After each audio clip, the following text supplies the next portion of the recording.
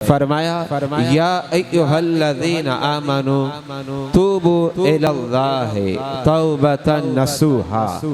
ए ईमान वालो, रब की बारगाह में ऐसी तौबा करो जो तौबा-ए नसूहा है, यानी आगे को नसीहत हो जाए। अब इस मकाम पर जो कुरान ने इरशाद फरमाया कि तुमने तौबा-ए नसूहा करना है, तो तौबा-ए नसूहा से मुराद क्या है?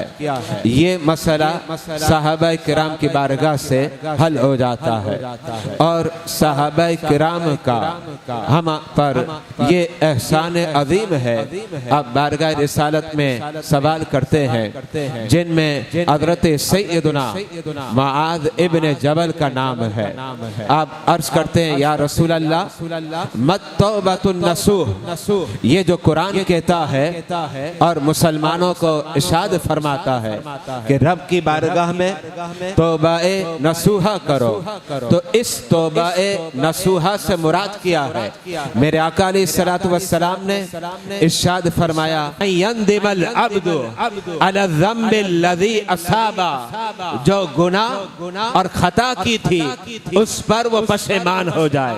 फिर इसके बाद फरमाया फयअतज़िरु इलल्लाह, अब अल्लाह की बारगाह में उज़र पेश करे।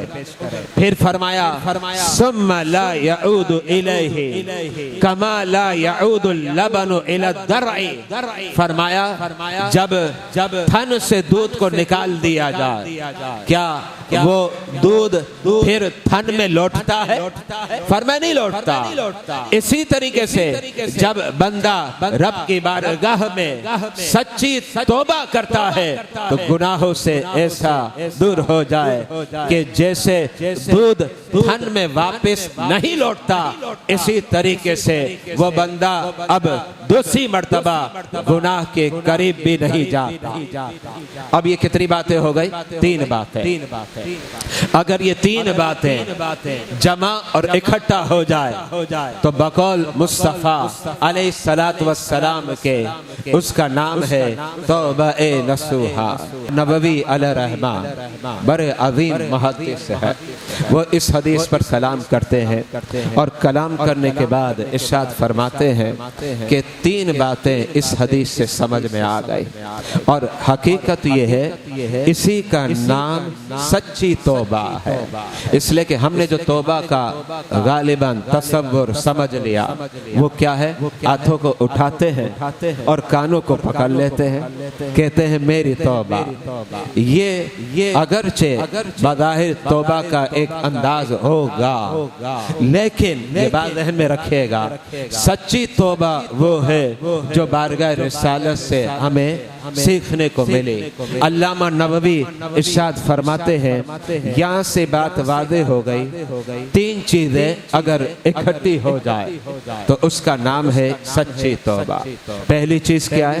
वो गुनाह को तर्क कर दे। इसका मतलब ये है जो गुनाह उससे हुआ अब वो गुनाहों से किनारा कशी कर लेता है। झूठ बोल चुका था, नमाज छूट चुकी थी, गीबत कर चुका था, चुगली कर चुका था, या इसके अलावा और कोई गुनाह कर चुका था, अब क्या करे? गुनाह को छोड़ दे, गुनाह को तर्क कर दे। और दूसरी बात क्या है? फरमाया जो गुनाह कर बैठा उस पर शर्मसार हो जाए, अफसोस करने लगे, हाय अफसोस मुझसे गुनाह सादिर हो गया। और तीसरी बात क्या है?